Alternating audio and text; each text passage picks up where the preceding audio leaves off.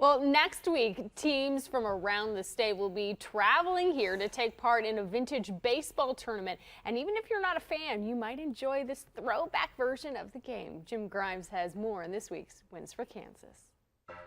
At the Cowtown Museum, two hometown rivals take to the field. The Red Stockings and the Bulldozers really did play in Wichita back in the late 1800s. Today, those teams are made up of enthusiasts like Paul Klinkhammer.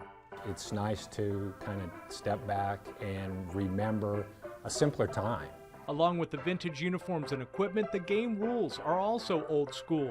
They're excited to see something that they weren't expecting to see. The no gloves, and just a courteous game of baseball.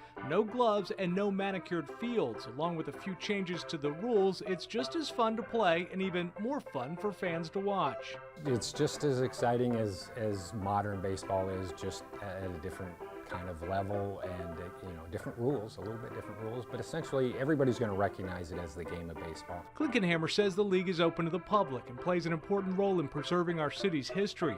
Old Town Vintage Baseball is this week's winner of Wins for Kansas. The DeVaughn James Injury Lawyers is thankful to Old Cowtown Vintage Baseball and the great work you do to help us remember our past. On behalf of the Cowtown Vintage Baseball team, we'd like to thank you for your support. All right.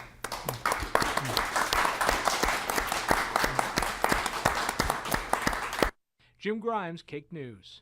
October 7th, the club will be holding its festival at Old Cowtown Museum. Teams from around the state will be here to compete.